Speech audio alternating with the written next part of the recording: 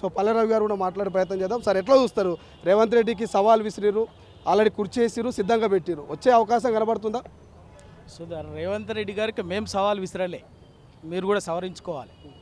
రేవంత్ రెడ్డి గారే కేసీఆర్ వస్తాడా కేటీఆర్ వస్తాడా రండి చర్చిద్దాం అని చెప్పేసి సవాలు విసిరిండు. సవాలు విసిరిన ఆయన కేటీఆర్ గారు సవాలు స్వీకరించి కూడా చాలా స్పష్టంగా చెప్పిండు. ముఖ్యమంత్రి ఇచ్చిన సవాల్ వచ్చేసి అసెంబ్లీలో చర్చిద్దాం, స్పీకర్కు ఒక లేఖ రాయండి అని మాజీ ముఖ్యమంత్రికి సవాల్ విసిరని వాళ్ళు చెప్తా ఉన్నారు. సో మీరేమో ప్రెస్ క్లబ్కి వస్తామని అంటున్నారు, ఎట్లా చూస్తారు? ఇవన్నీ బొంకుడు మాటలు మాట్లాడుతారు వాళ్ళు. సవాలు విసిరిన ఆయన ఏం మాట్లాడిండో సవాలు విసిరినప్పుడు ఒక్కసారి మీరు కూడా క్రాస్ వెరిఫై చేయండి. చాలా స్పష్టంగా ముఖ్యమంత్రి కేసీఆర్ గారు వస్తారా, మాజీ ముఖ్యమంత్రి కేటీఆర్ గారు వస్తారా చెప్పారా, రండి చర్చిద్దామని చెప్పేసి చెప్పిండు. దానికి ప్రతిగా కేటీఆర్ గారు సవాలు స్వీకరించి చాలా స్పష్టంగా చెప్పింది ఏంటంటే, మీరు ఎక్కడ రమ్మంటారో చెప్పండి, అక్కడికి వస్తాము, డేటు మీరే చెప్పండి, ప్లేస్ మీరే చెప్పండి, మేము వస్తాము. 8వ తారీఖు వరకు మీరు డేటు ప్లేస్ చెప్పకపోతే మేమే 8వ తారీఖు నాడు ప్రెస్ క్లబ్కి వస్తాము, రండి అక్కడికైనా రండి అని చెప్పేసి చెప్పిండు. సవాలు విసిరాయని ఎందుకంటే చెప్పేయని దొంగ మాటలు, దొంగ హామీలు, బక్వాస్ మాటలు, నోరు ఉదేరిస్తే పచ్చి అబద్ధాలు. ఆఖరికి గోబెల్స్ అనేటోడు బతికుంటే వీళ్ళని చూసి, వీళ్ళ అబద్ధ మాటలు, లంగ మాటలు, బోగస్ మాటలు చూసి గోబెల్స్ కూడా ఆత్మహత్య చేసుకునేటోడు వీళ్ళ మాటలు చూసి. దేనికి చర్చిద్దామని చెప్పినావు, ఏం చెప్పినావు? ఆయన మాట్లాడింది రేవంత్ రెడ్డి గారు స్పష్టంగా చెప్పిండు. 18 నెలల్లో 60,000 ఉద్యోగాలు ఇచ్చినాం, చర్చిద్దాం రండి, ఒక్కటి ఉద్యోగం ఈ తక్కువ ఇచ్చినా కూడా ముక్కు నేలకు రాస్తా అని చెప్పినావు. రండి మరి 60,000 ఉద్యోగాలు చర్చించండి. కాళేశ్వరం అని చెప్పినావు, సాగునీటి ప్రాజెక్ట్ అని చెప్పినావు, తెలంగాణకు సంబంధించిన గోదావరి జలాలకు సంబంధించిన చెప్పినావు, కృష్ణా జలాలకు సంబంధించి చెప్పినావు. ఏం జరిగిందో రండి మరి. రేవంత్ రెడ్డితో చర్చించేంత స్థాయి కేటీఆర్ది కాదు, మా నాయకుడు రారు, మేము వస్తాం సరిపోతామని అధికార ప్రతినిధులు కొంతమంది నాయకులు అంటున్నారు, ఎట్లా చూస్తారు దీన్ని? చేతనైతే రమ్మని చెప్పాడు వాళ్ళని. యాడ కూర్చొని గాంధీ భవన్లో కూర్చొనో లేకపోతే ఏంటో 4 గోడల మధ్యన కూర్చొని ప్రెస్ మీట్లు పెట్టి దేన్ని పెట్టేసి ఏది పడితే నోటికి ఏది పడితే అది మాట్లాడితే నాయకుడు అనిపించుకోదు. కేసీఆర్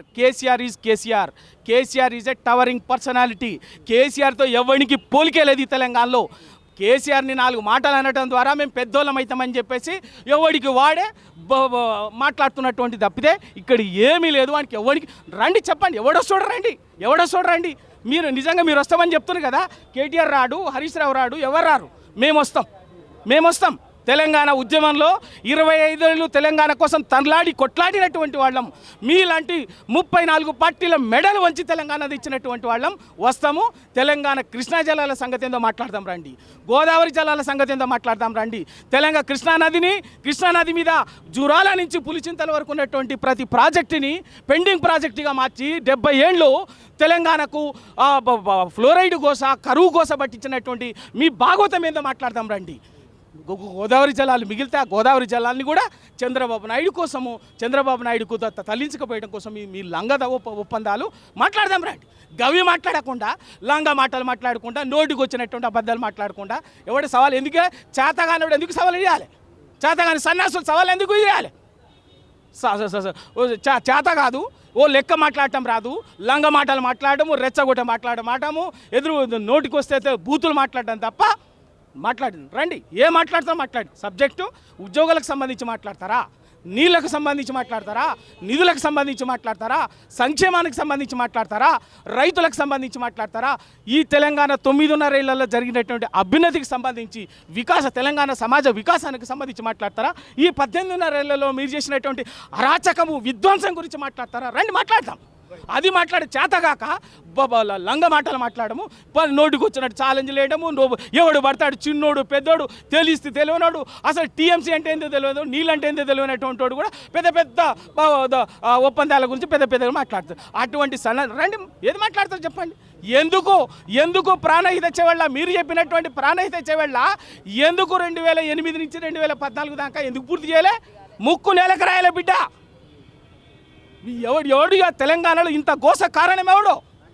తెలంగాణలో దాదాపు మీరు చేసిన అరాచకం వల్ల, మీరు చేసిన దుర్మార్గం వల్ల నీళ్ళు గోదావరి కృష్ణా నీళ్ళు ఆంధ్రాకు, రాయలసీమకు తరలించడం వల్ల తెలంగాణలో ఉమ్మడి రాష్ట్రంలో తెలంగాణ ప్రాజెక్టులన్నీ పెండింగ్ ప్రాజెక్టులు ఉండటం వల్ల తెలంగాణ కరువు రైతాంగం అనుభవించినటువంటి గోస అంతా ఇంతనా ఎడారిగా మారింది.